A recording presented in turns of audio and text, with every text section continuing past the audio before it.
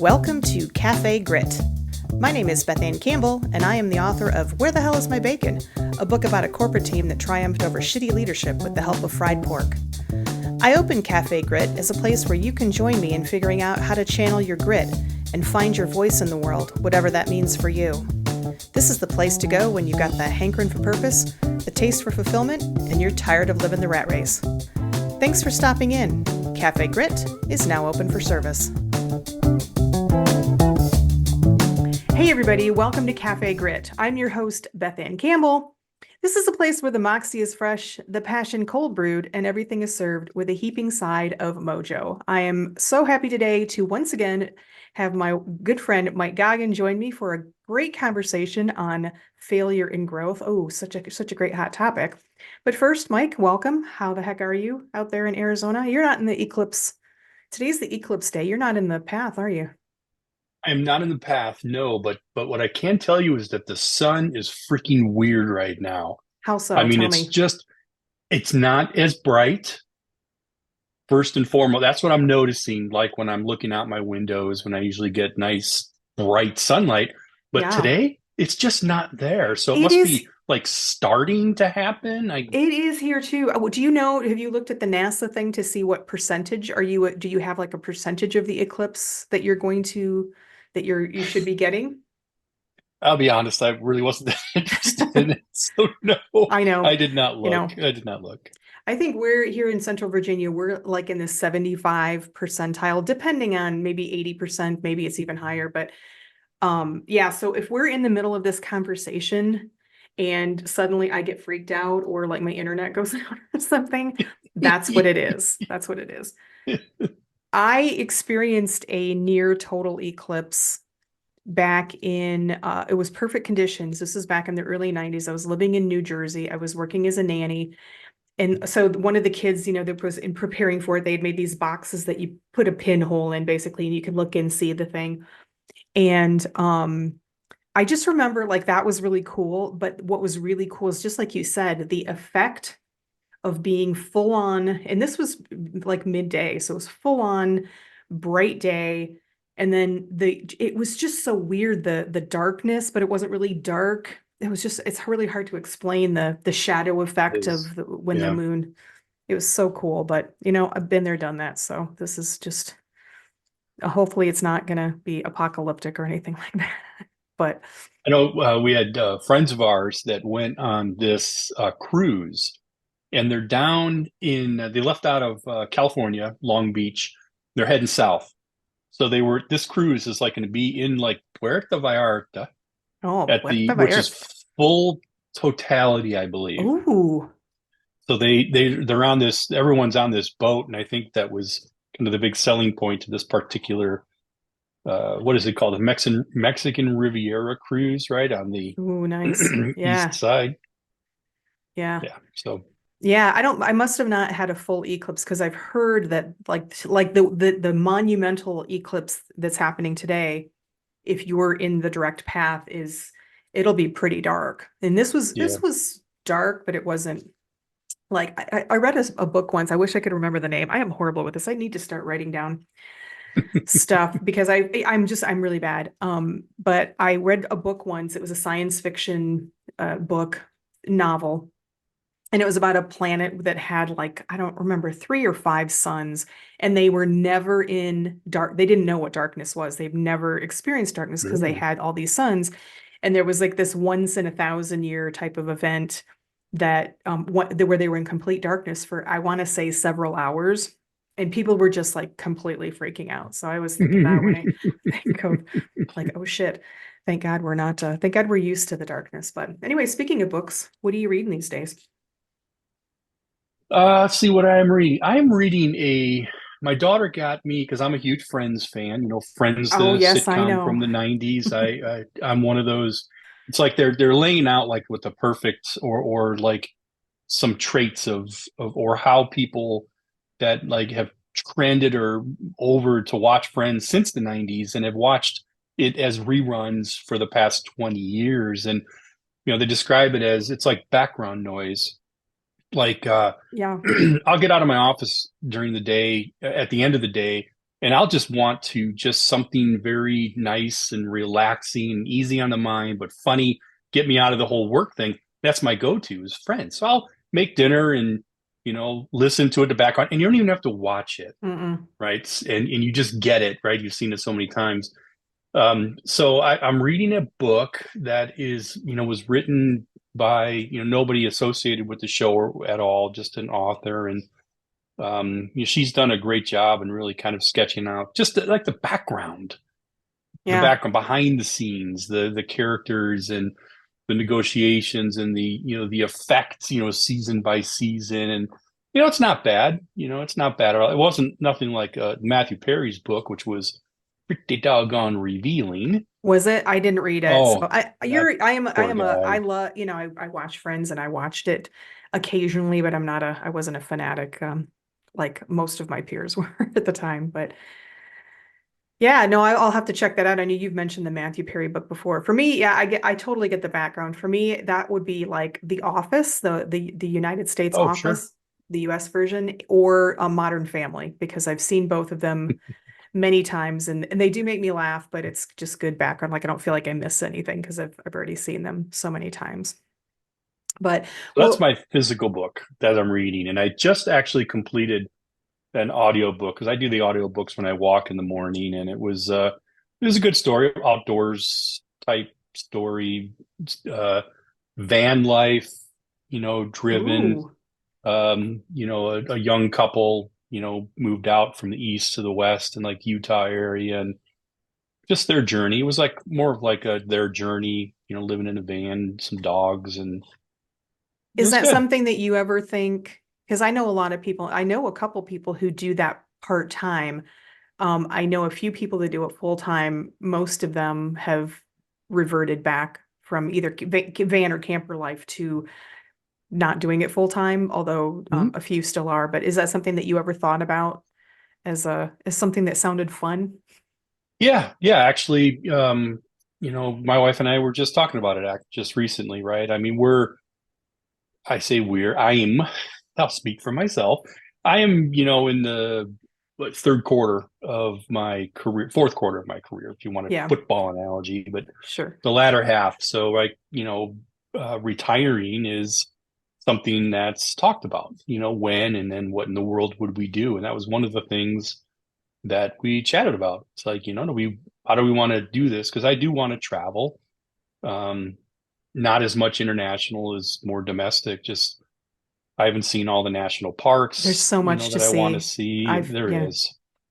And you But don't could I have to get on a live in it? plane. I don't know. Right. Exactly. That's Yes. the whole point, right? Is to try to, make it all the journey, not necessarily all the destinations of it. Well, So it's that's the on the key. table. That's the key for me, what you said about can I live in it, right? Because I Right. think like me and my husband, like I talked about this on my last podcast, so apologize if anybody's listening and they're rehearing this, but I did say I would give an update though.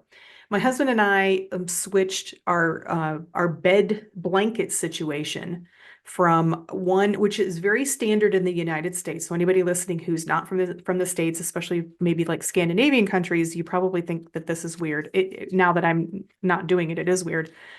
But most people sleep in their marital bed with one big blanket, whatever size your bed is. You just get a big enough blanket. Even if I get the oversized king size blankets, it's just was never enough because we're burrito people. We both like to, we were like on our sides of the bed and we don't cuddle because, that's just, I can't sleep. It works well for us. But we're burrito people. We like to roll. I like to kind of tuck the blanket under my arm to lift it up a little bit. And it doesn't work like well when you have one blanket. So the Scandinavian people, I saw this on a video that I follow this woman who lives in Svalbard, Norway, which is an island north of Norway. I think it's like one of the most, maybe the most northernmost cities. And she was talking one day about how Scandinavians they each have their own blanket. So it would be like a twin size comforter inside of a duvet, Right. so or an insert. And so we tried that, and I'm trying to reconcile how that would work I wouldn't want a huge camper. I just don't think that's, I absolutely am in awe of people that can maneuver those big machines, but it's not for I me. know, It would right? have to be small. And small means smaller bed and then just I don't know, just the sleeping situation. And then if one of us sometimes snores and we have a spare bedroom. You don't have a spare bedroom when you're in a van or a camper necessarily, probably not unless you're again in one of those big honking things. So those are the kinds of things that I think like I would think it would be fun for a weekend or occasionally or to take off like with just Moxie and do like a solo, I don't know, go someplace for a few days or go to Michigan and stay in a van. But and then of course, we didn't even talk about the toilet situation. So Right, exactly. That's where the mm, smaller you get, like a van, it's a little harder. You, yeah. you really have to spend some money to either Yes. buy one with a restroom or kind of make your restroom in there You got like to a be legit invested. one, not just Yes. a freaking 5 gallon bucket with a Right. toilet seat on it. Yeah. Right. So Right. Well, yeah, especially as a that's woman, because everybody has to shit, but I have to sit for everything. And it just, I right. just, oh. Yeah. Anyway, It's a lot of logistics. digress. Well, so you were talking about Friends, which is, kind of sort of the quintessential Gen X type of a comedy show. It was one of the Amen. reasons why it was so, yeah. And you and I are both Gen X. And so we're going to talk today about failure. And I just want to, first of all, preface this. I'm probably going to talk about, quote, young people a lot. And I am in no way suggesting that only young people, are challenged with how to fail. That's certainly not the case at all. But it does seem to be that there are some studies coming out. My husband sent me or was talking about an article. There was some research by, I think it's called McKinsey. I'm looking at my notes, which I can barely see, where they were talking about things like like a Gen Z having a heightened aversion. They called a heightened aversion to negative events, including failure. And I've seen this at work. I've seen this in some family members too. And so I just wanted to kind of talk. But again, there are certainly many people who have challenges in how to fail and dealing with failure. And certainly, if we're talking about Gen Z, Gen X raised to Gen Z, so if there's any responsibility for any helicopter parenting or anything like that, then certainly we are. We can't, we have to look within. But I do think it's an interesting topic because there's a lot more discussion happening nowadays about failure.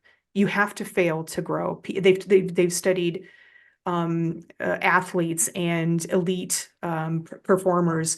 And what they find over and over again is that the people that fail over and over and over and keep trying are the ones that ultimately have the best success because you learn, right? It's not just about failing, it's about learning.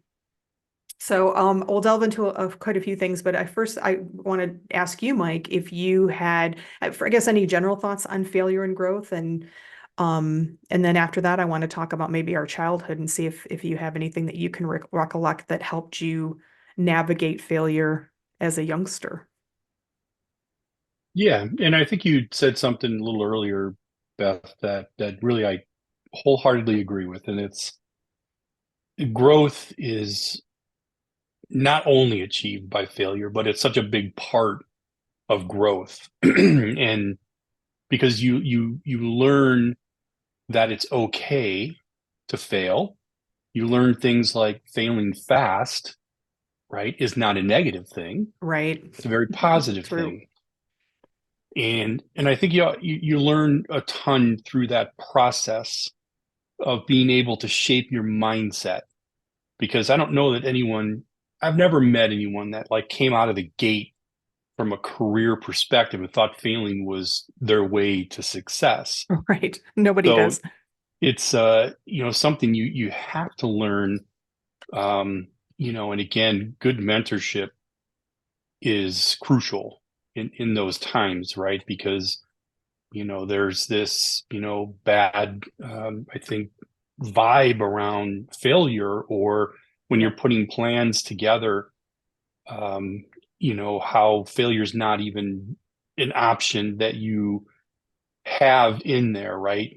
Getting to going quick and even building your plan to where you get out of the gate quicker so that you can try something, so you can see what happens, so that you can retry and retry. And I don't want to say it's this like an agile, but it kind of is, right? Yeah. You need to go into smaller chunks and kind of see what you learn from that.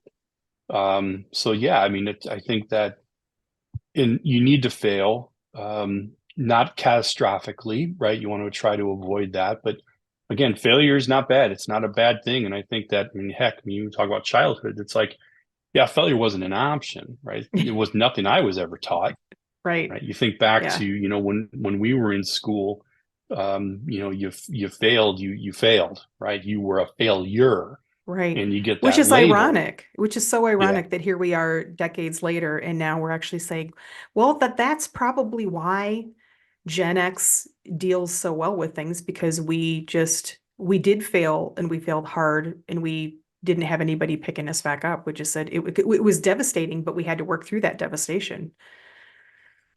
Yeah, I think what's interesting is to me is, and I started to think about this a little bit in different contexts, but the generations and our parents were boomers, Hmm.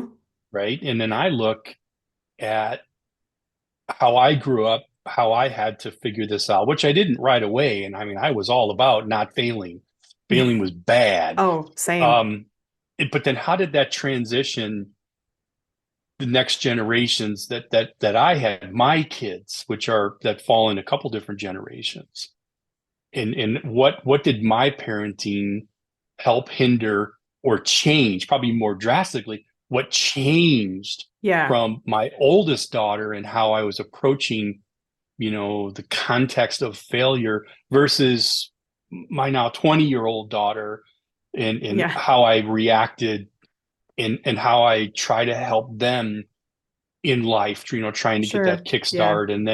And then also, I'm not going to say I'm a helicopter parent, but I will say this. I hate to see my kids fail at things, like Yeah. just like let them go and drop them and Yeah. move on. I mean, I still feel the need to help them in their journey. That doesn't mean I'm helicoptering and I'm making sure they're not failing.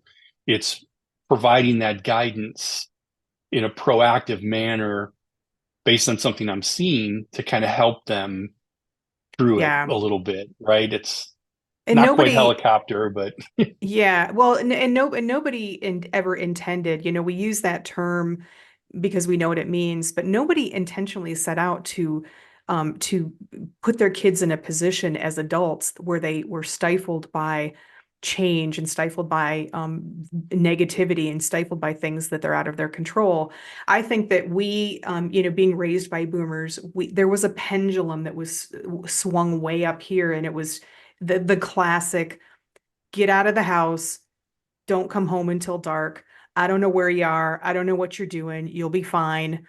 And we were smacking our kids around a lot, in those areas. Not everybody. I'm certainly not saying that boomers are abusers, but we didn't talk about it, all of that yet, right? We hadn't gotten to the point where we were openly talking about all of the really, like you talk about, the catastrophic stuff. We weren't talking about that. We were hiding that. We were ignoring it, sweeping it under the rug. And I think that Gen X, and young boomers, and probably now older millennials, the pendulum swang so far the other way that it was like, shit, we dealt with all that shit. I don't want my kid, remember with stuff like, don't hitchhike because you'll get kidnapped and killed. And right. even before, all the stuff that, the Cold War, and duck and cover and all of that stuff. And we wanted to protect our kids from that, or from people that, most of whom were, the village is raising the child, but then some were like, okay, that the village is raising the child, but this village idiot is going to hurt my child. So we swung the other way. And now the pendulum kind of went a little too far, where we said we can never let people fail. Everybody's got to get a trophy. That's the cliche, right? Everybody has to get a Right. trophy. If you're failing, you've got to make it okay for you. And I think, we need to get back, and maybe we are starting to swing back to the center, where it's, yes, we don't want to abuse our children, and we don't want our kids as I did, winter of 77, walking through waist-high snow drifts through the cornfields to see my friends without a cell phone. But nor do we want to, not let kids, and failure isn't just for me, talking about childhood. So I think back to some of my stuff, which I've talked about on this show. My mom would not do things like everybody has a story of their school where somebody got a grade that they didn't think they deserved and their parents come marching into the school. I did. I certainly had, and I've talked to other people who, yep, I remember that kid got a B plus, freaked out. The parents came in, through up a Right. storm. But failure can mean something as simple as you need to take responsibility. You shoplifted, you must go and return your, I'm not going to do it for you. I'll walk you there. I'll take you there, but you were going to go in and say what you did. You want to quit piano lessons? You're going to call somebody on the phone and say, I want to quit piano lessons. I'm not going to do it for you. You want to Right. start something or switch or change or do something or not do something? Great, but you must take responsibility. So those are kinds of failures that I think are good failures that I think for some of our younger generation, they don't have, because a lot of parents were just like you said, you don't want your kids to fail. You don't want your kids to feel bad. You don't want your kids to lose. But some of those things, and the trick is figuring out which ones are catastrophic and which ones you should intervene and which ones you have to just go, look, you need to take responsibility for that. And it's hard. It's a dance. I am not a parent. I don't envy. Because honestly, I do that with my dog. So I have a dog who is probably afraid of failure because I would be that same way as a parent. But it's just I don't envy. It's tough. Um, Yeah, I just the whole thing about the pendulum switching, and I'll just go back to this for a second. You yeah, said, where we got to this stage where, oh, let's everyone gets a trophy because everyone needs to, feel good about yada yada yada. Um, while I agree with that, it just seems like I should say that today that pendulum has a rhythm, yeah, right? yeah, But it feels like somebody is just slamming that pendulum so far back to hurry it up, and it's yeah, yeah, and sometimes that's that I don't believe that's the right answer either. I yeah. think it No, had to go back, but I don't think it has to, nobody needs to hit it with a sledgehammer. We just need to get back on track. yeah, Not all at once. And I think that because I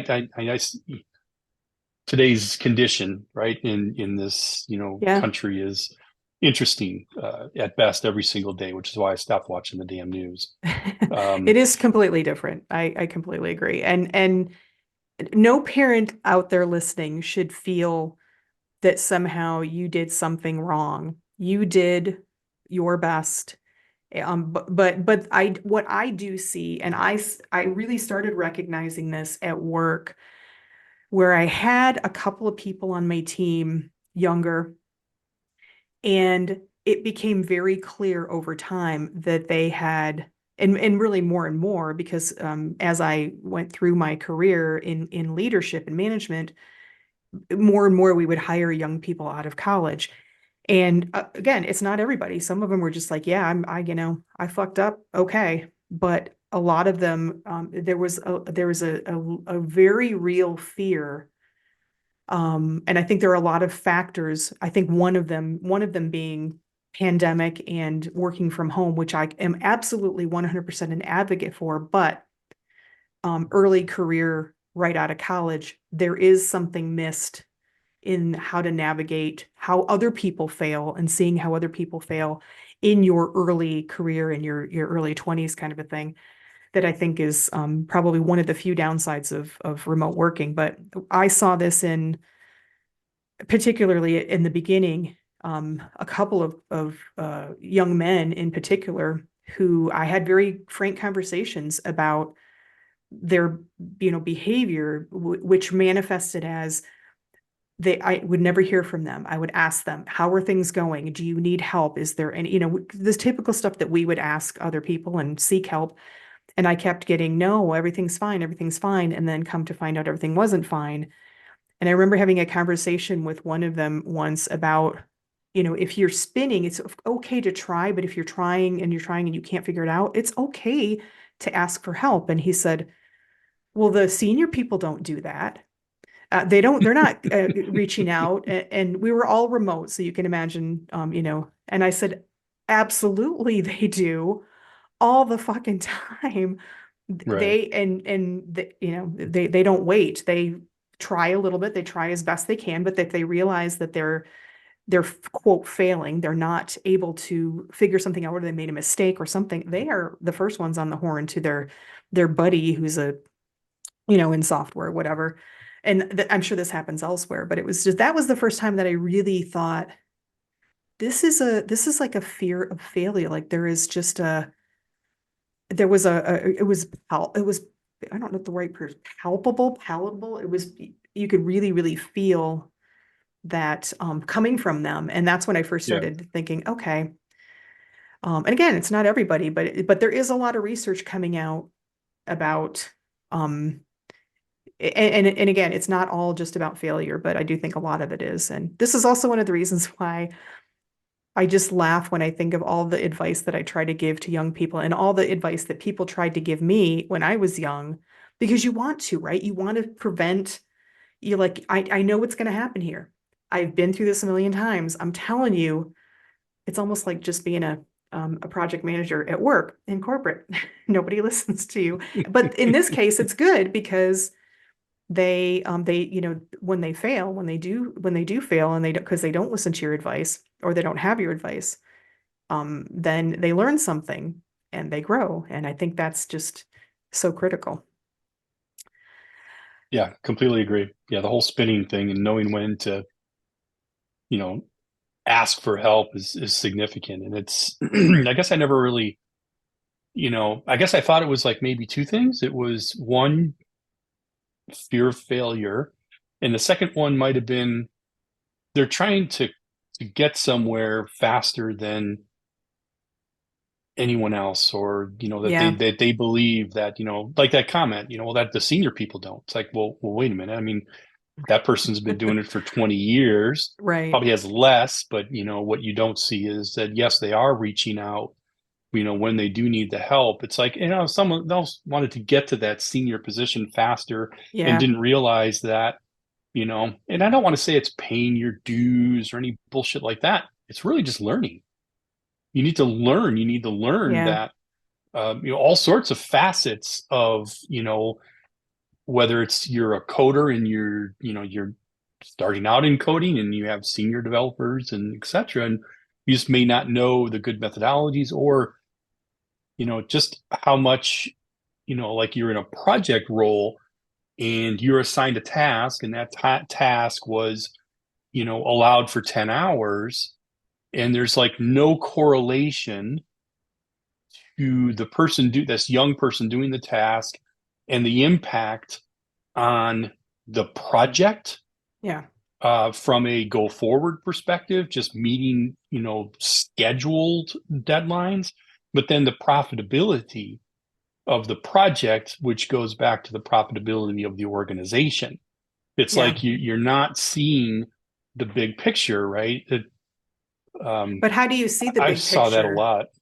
I mean, I think that's really one of those things when I talk about that I love remote working and I think it should be a choice, but I do think that there is something missed with really fresh, green career people when they don't get to navigate that. And that's partly a failing of management, leadership, and project management, because Yeah. if you are, if first of all, it's something that we should just be aware of, that everybody in the team is different and that there may be personalities. It's an emotional intelligence issue too, right? It's recognizing, oh, somebody is having a little bit of trouble, maybe spinning or whatever, and what is the impact to the project. So that is definitely a failing, but I do think that that is one of the things that I think it is beneficial if you're able to. I remember even one of these people that I was talking about, for a time co-located with a senior person in a local because we were all spread around the country. Or yeah, around the country. And I just remember that they seem to do a little bit better having that sort of mentorship, right? And that's another, I think another good point too, is when you recognize if people are concerned about failing, afraid to fail, afraid to tell you things because they think they're failing. I think that's the more important thing is like, it's okay to fail, but if you need help, then let me help you with that.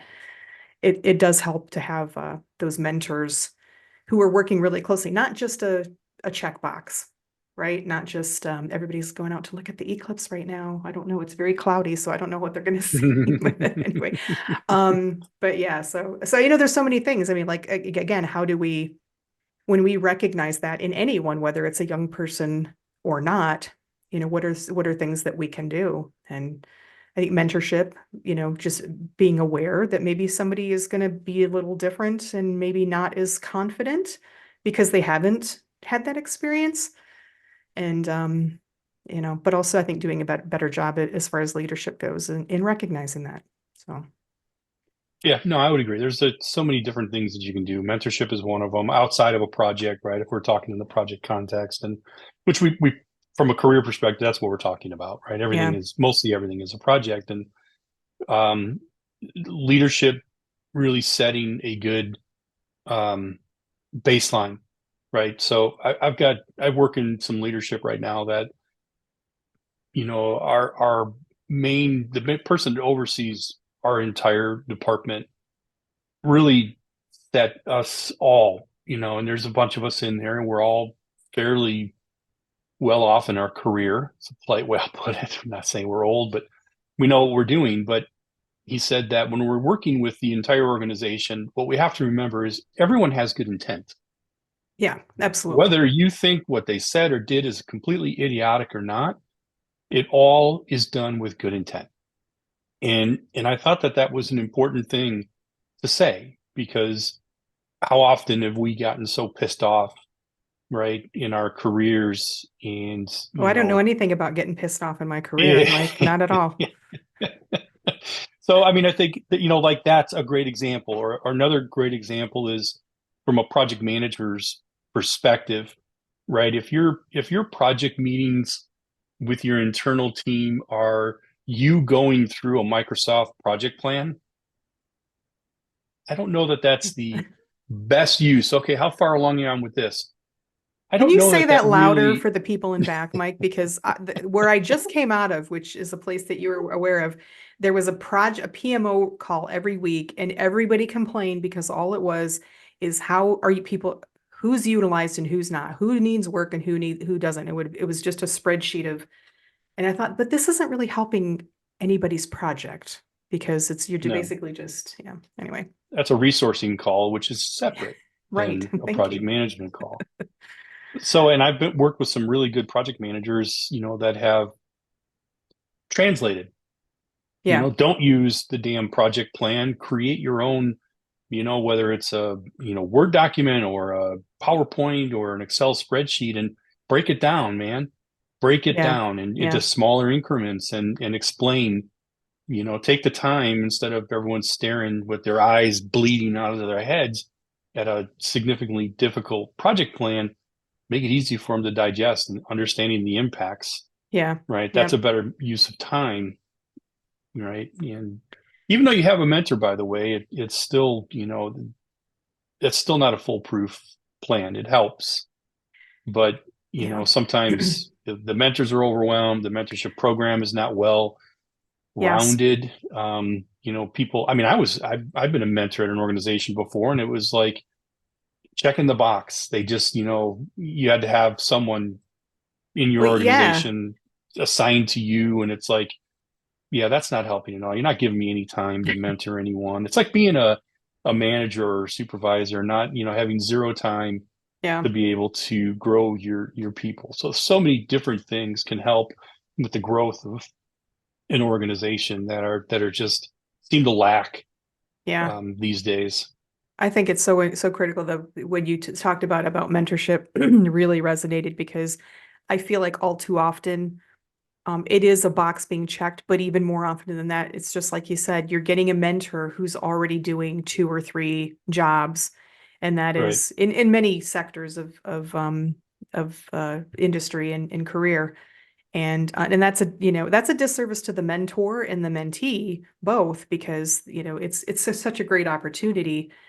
And there are really great mentors out there that really want to help to be that person who says, hey, it's okay to fail, or who is trusted and is the safe space for somebody to come to if they do, or if they are struggling, because we know that that's a hard thing to do, especially when you're young. You haven't gone through all the shit where you just realize, oh, these fuckers they're failing too, and I don't need to worry about like that I'm going to be the only one up on this pedestal with the big failure sign.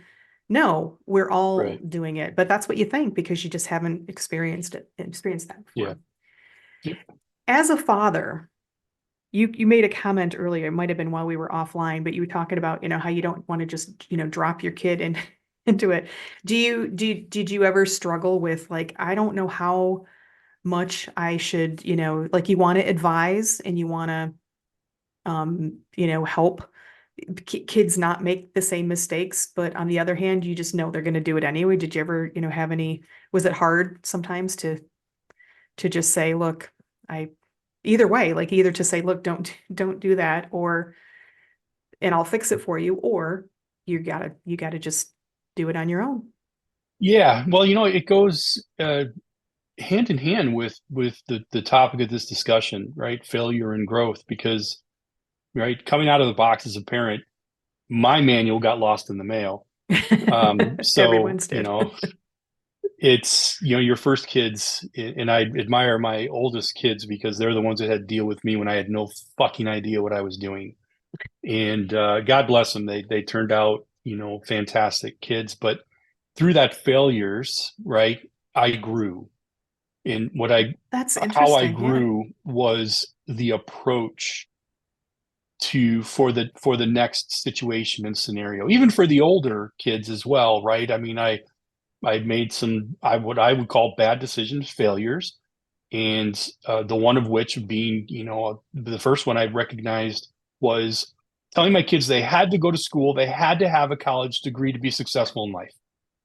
Mm, Well, that's utter bullshit. very timely How did now I come too. up with that? I came up with that because that's what That's what we were I taught. was Yeah. told, Yeah. right? But I don't have a degree, and I find myself, I believe I've had success in my career, and it just takes something different, um, which is also, what you want to instill into your kids as well, is you have choices. So when I first started parenting, there were no choices. By the time I got, especially with my son, it was like, you do have choices. You don't have to do that. Right. When one of the kids would come to me and said, I really don't want to go to school. I'm like, all right, that's cool. You don't have to. Well, what do you want to do though? So then it like kicks in. It's like you want to help them, Oh, and they need help. So it's like, well, what do you want to do?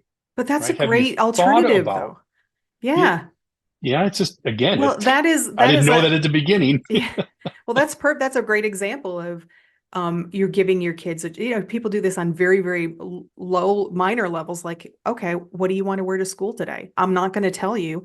You look stupid, but that's okay. You're going to learn when you go to school.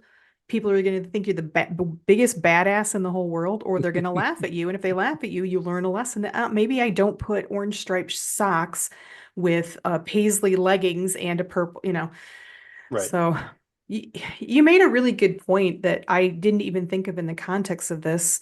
And I appreciate it where you talked about your failure as a dad. And it's something that I really didn't think of, but that leadership person, the parent, the mentor, the manager, the project manager, whatever it is, it learns through that failure too. The failure Yes. of their people that they're, trying to help, other things too, obviously. But yeah, it's a really interesting dynamic that I hadn't really thought about. And honestly, Beth, people that can do that, that don't have a chip on their shoulder, are the my favorite people to work with, right? You Yeah. you being one of them, which is why I think Oh, we liked to work with each other so thanks. often, is because I think we both had that same mindset. Yeah.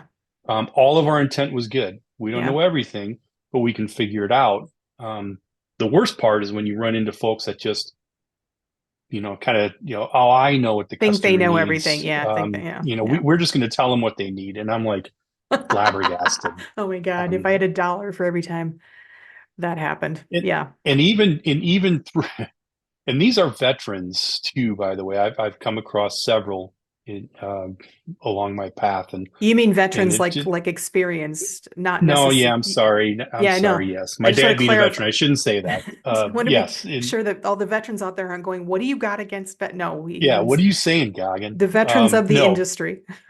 the people with experience in my industry. Yeah, So yeah.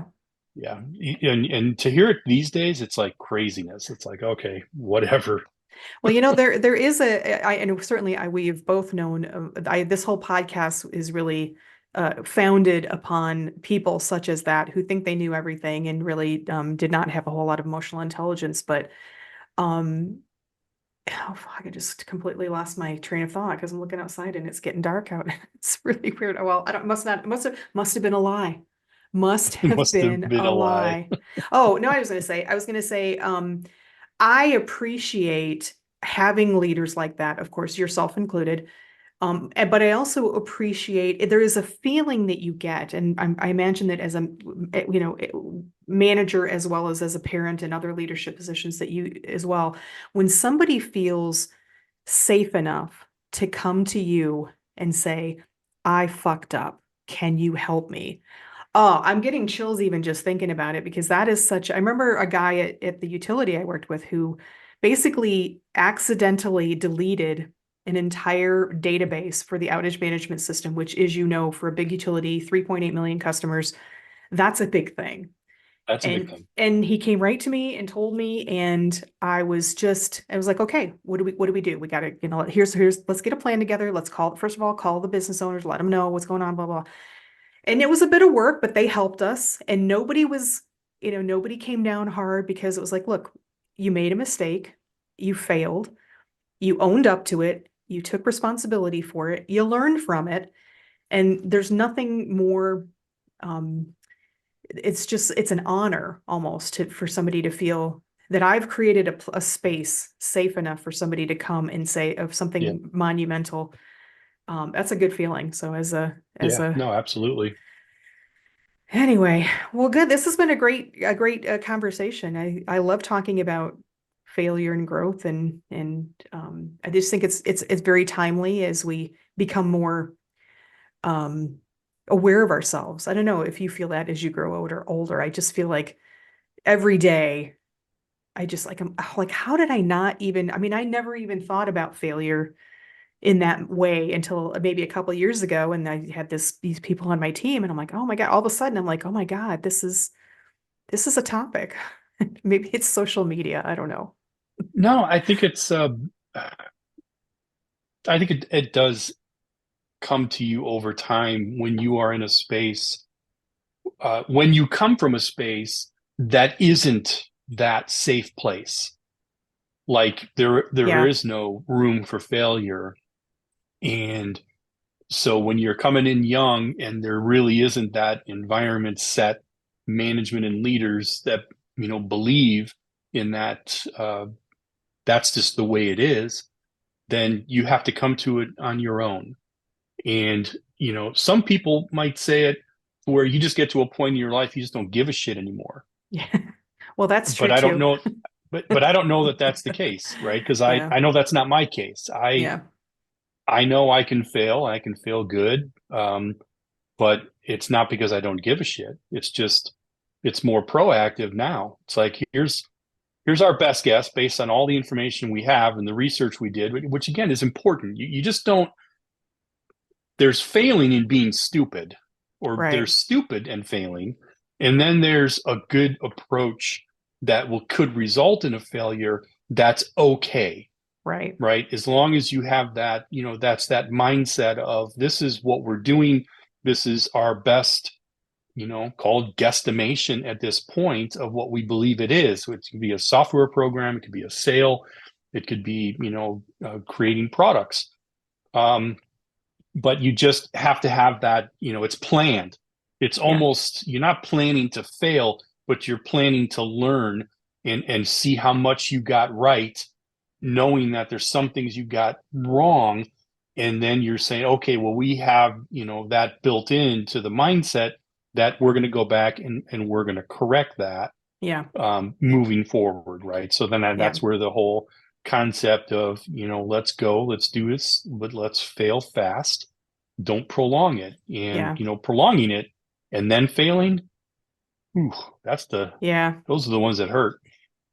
Oh yeah. Yeah. And it also I think it also makes us, some of us very risk averse, and it's always good to think about risks and not take unnecessary risks. But when you take no Agreed. risk at all, that's not going to help you grow either. One thing I was thinking as you were talking is I probably should have focused a little bit more right up front as we're getting ready to wrap. I'm like the guy at the end of the town hall meeting who everybody's leaving and he's like, wait, I have one more question. But I probably should have, clarified too for folks when people hear the word failure, that failure doesn't necessarily mean it's like my mom making me take responsibility for quitting ballet or something. It's not necessarily, oh, I deleted an entire database of a critical system. It's also just discomfort, right? We don't want people to be uncomfortable, so we make them comfortable. And I think that's a big part of it is just failure is also it's learning how to not beat yourself up for when you do make mistakes. As long as you learn and grow, then it's a plus, but it's also accepting that sometimes things are going to be uncomfortable. And I think that's some of what's coming out in the research now is it's not just strict, true by definition failure. It's also being uncomfortable with being uncomfortable, if that makes sense. But Yeah, it's like being vulnerable, right? yeah, Isn't that one of the absolutely. harder things to do in life is to be vulnerable, and failing makes yourself vulnerable. And Yeah. that's one of the hardest things to get past. I always admire someone from an early age that can be vulnerable, Yeah. right? I mean, that's just like such a leg up in their entire life as long as they can manage and maintain that. It took me a long time to be able to be vulnerable, and Yeah. you know, good managers and bad managers, and Yep. for the folks that are, just starting out or have those concerns, you do need to kind of figure out and feel out your organization and the leaders that you have within your organization Yeah. to get, even if you ask the question, what does failure mean to this Yeah. organization? That's a Can good I call. fail and still, right, find success here, or am I going to, be put on the shelf or Mm-hmm. let go, right? You really need to find that environment. I think that was like from an earlier podcast we did, it was kind of that same kind of thing is, what kind of manager or supervisor do you have, Yeah. that you can work with as, whether you're young or whether you're not young, it doesn't really matter. That would be a great for anybody out there who's going to a job interview. That would be a great question to bring to your job Mm, interview. yeah, great point. How does your culture deal with failure? Yeah, You will learn a that's lot. a great question, actually. Yeah. You can thank Mike Goggin. Well, Mike, thank you so much for joining me today. As usual, I just love throwing ideas off of you and getting your perspective because I come in, with kind of what I'm thinking, and then you just open my eyes to other things. So thank you for talking about failure and being so honest and transparent about it. I really appreciate it. Yeah, ditto. These are always very educational for me as well, Beth. Awesome. Well, thanks everybody for listening today. If you want to get in touch, just listen to the end credits. You'll have all my information. And if you would like to get in touch with Mike, just let me know. I can point you to him, but he is on LinkedIn, Mike Goggin. And so you can always find him there. Mike, I am going to, after we get off this call, I'm going to make sure that the neighborhood's okay. It looks like there might be a purge going on out here, some sort of apocalyptic thing of people. It actually is darker.